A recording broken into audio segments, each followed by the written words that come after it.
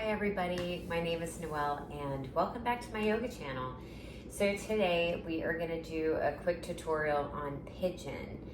Pigeon is, there are so many different variations, and I'm going to just stick with today a safe way to do it. So if you have any knee injuries or you think that you should be looking like something when you see another person do it, no. So I'm going to get you started in the pigeon and then you go from there. So, all right, well, let's go get started. Okay, so I have my blocks with me. And we'll get started on our right leg. So I usually, since COVID, it's been hard to really get into a studio and practice, and I've been practicing a lot at home, and so you know how that goes. Sometimes you go into your kitchen and start eating rather than practicing or working out. So, all right. But anyways, back to the point, I have two blocks and I've been using those a lot more than my other props that I don't even need any props. So, okay, or just one block. All right, so I'm gonna get started with my right leg first. You're gonna take your right leg and you're gonna bring it 90 degrees, okay? So the foot is gonna be flexed, the knee and the ankle are gonna line up, all right? And then you're gonna swing that back leg, the left leg behind you, right? So sometimes, it really doesn't matter what this back leg is doing at all, ever. Eventually you'll get it straight. Eventually the hips will align and be parallel to the earth. Eventually, but that's not the goal. The goal is to make sure that you're breathing and your spine is nice and tall and your mind is staying within your body at all times, right? So you are going to have that 90 degree. The knee is going to be in line with the hip and slightly out, like just maybe a few inches on the edge of the mat, while your hip and your glutes are sitting on the inside of the mat. All right, so wherever feels comfortable. Sometimes that might not even be possible, and you might just need to keep the knee on the inside of the hip, or align it right directly in front of the hip. But eventually that leg is going to go a little bit more over into the outside of the hip, because this pose is foot behind the head, right? So that knee is going to be behind you here, and that shin is going to be there where my hand is. All right, eventually. Okay. So what I like to do in this pose, now this hip is a lot more flexible for me than my left hip. The left hip gets a little bit cranky. So I used to take a towel before COVID and all that stuff, and me getting a little lazy. I used to take that towel and roll it up like so, and then wedge it in between my hip and my torso, and I'm wedging it to remove flesh and remove like the organs, moving them out of the way. I'm not removing them, I'm just removing them out of the way. And I'm gonna just then, that's when I'll start leaning forward, right? And this helps me because my hips pinch, and pinching is not good in yoga. I didn't realize that for the longest time, and eventually I finally said something like, I'm pinching, and they're saying, no, you shouldn't be pinching. So if it doesn't feel right, then it might not be right. Don't let the ego take over and be like, okay, I'm supposed to look like this, so I'm gonna just struggle through this. No. Okay, so I'm gonna take my block now, and I'm gonna wedge it in between, because this feels a little bit easier for me these days.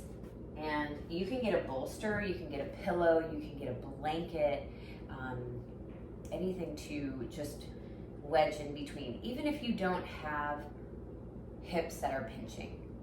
All right, So I'm just going to start resting down here. Now what you want in pigeon is to have this hip, the right hip, completely sitting down. So that way your glutes are pressing down to the earth and you are supporting your knee. If you are not able to sit all the way down in this position, that is when you take a block or a blanket, again, to prop yourself up slightly underneath the glutes. And I'll show you. Okay, so now my hips are sitting down still. They're not elevated because you don't want to elevate them and then put pressure on your knee.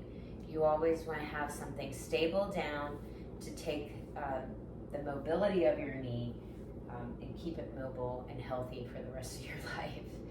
All right, so that is one part. Okay. Now, when you start resting, again, if you get any cramps in this back leg, just kind of get out and move it around, or you can shuffle it up more, a little bit closer to your hip on the left side. So as you start folding, this shin and this calf, this whole leg is pressing down. So feel that energy from not doing anything to doing something. So that way you are protecting your ligaments and you're keeping the strength as you are being flexible or making more flexibility in your body. You always want to keep things equal and make sure that you are doing that. So every time you're breathing, you're watching the amount of stress you're putting on your body to openness, and do they match? And meaning stress, meaning like energy, strengthening, all right? So we're gonna flex our toes, pull our feet towards, the foot towards the knee, and then press that right leg down. Now I'm gonna start folding, and I can feel it start opening in the right IT band, the hip, the inner thigh. It just feels like a nice shift of energy.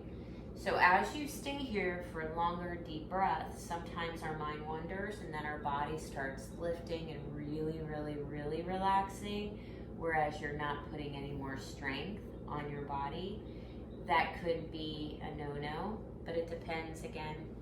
If you're in a deep stretch class, sometimes you might just be so tight with your muscles physically, or your nervous system just needs to really drop and relax, and that could be a good thing too. But you do want to work strength. So even if you're so flexible and you can lay flat and get your foot behind your head, you want to work strength always. All right, so now I'm just going to start moving my body all the way to a block. I'm going to place my forehead on a block, any level of the block. You can always take your hands and do so and place them on your forehead like that, or you can cup them in a fist and put them all the way down. But if you cannot breathe really deep, and watch how you're pressing breath down into your hip and pressing breath back up as you squeeze the rib cage in and lengthening the torso as you're doing so. There's power in that breath, or strengthening in that breath. And if you can't feel that, then maybe you've gone too far. Just don't rest down. Even if you're staying upright, be okay with where you are, because your body is not going into these places all the time every day if you're not doing any kind of yoga. But this is a great place to sit and relax at the end of your work day, even in the morning, just to kind of get your head clear and head space going and things like that. So, all right, so I'm going to take a couple breaths here. Feel free to join me. Really watch how I'm breathing. If your shoulders feel like they've rounded or your glutes feel like they've lifted, you might have gone too far. You want to feel everything firmly pressing down. At the same time, allow your shoulder blades to move down the back as you lengthen the torso, pressing the glutes back and long into the ground.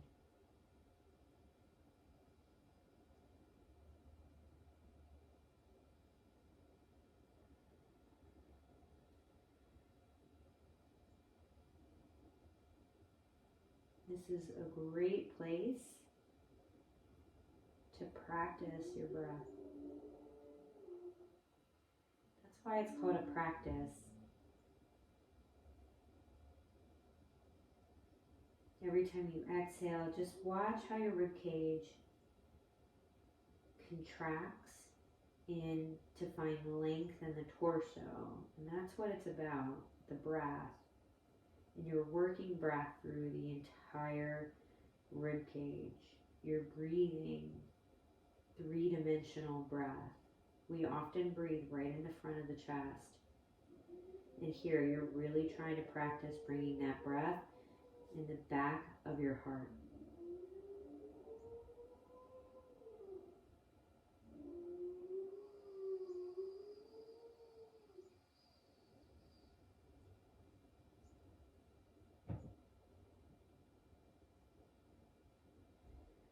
Alright, and as you inhale, you're just going to come right back up, pressing your hands closer to your torso to walk yourself up carefully. And then you're going to switch sides.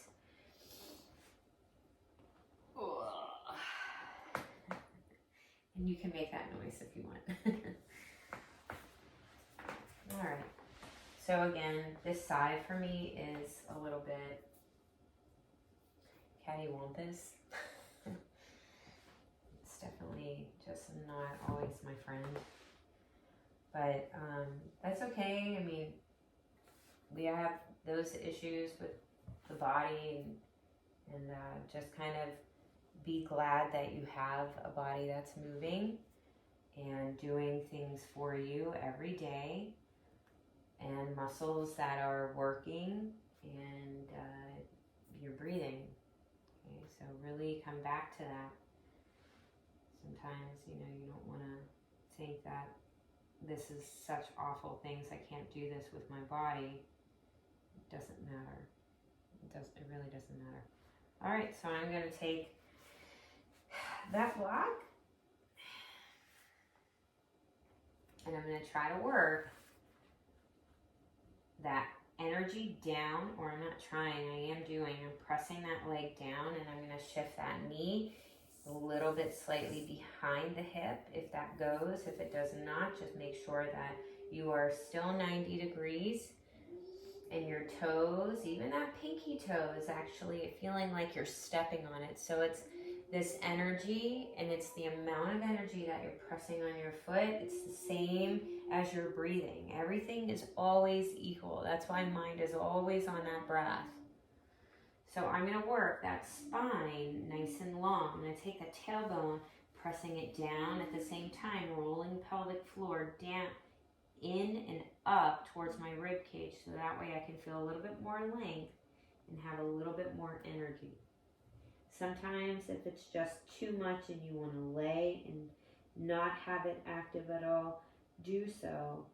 So I'm resting my forehead down and I'm watching how my shoulders want to creep up. And every time I try to take them down, they're just not moving down like I can, because then I'll start losing energy in my legs. So that means I'm just a little too far down on this side. So I'm just going to hold myself here, but remember, your palms are going to be flat and your shoulders are going to be soft. Great place to take a bolster and something high so you can really drop into it and practice bringing that breath into the strengthening of your legs and watching how everything can relax in the torso, letting gravity take over to fall a little closer to that leg. So I did about 5 breaths, and I could feel this hip trying to cramp. So I'm just going to straighten that. It's interesting what your body is doing, but it's just a little toddler cramp. You're just going to breathe into it. If it gets worse, then get out and shake it out.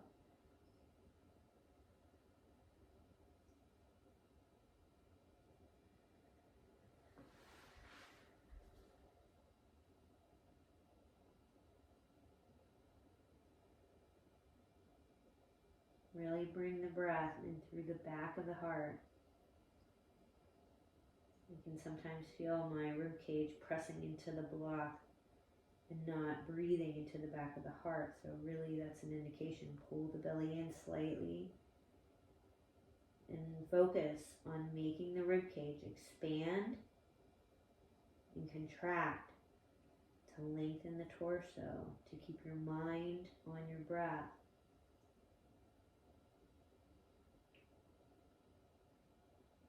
Try to drop the head completely, continuing to move the shoulder blades down the back without any rounding as you drop the head.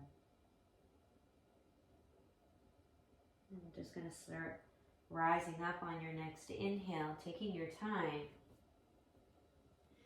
to get out. I'm just going to remove those blocks, swing that leg around, and there you have it. So that was just a quick video on a safe way to do your pigeon, your seated pigeon. There's so many different variations. Please, if you have any knee injury, please take these positions first that I taught here, and then you just start moving and breathing and start really feeling your hips rather than your knees. All right. Well, thank you so much. And again, my name is Noelle, and if you have any questions or concerns, you just let me know. If you have any tips, that would be great for me to know as well. All right. Well, thank you, and I will see you on your mat next time.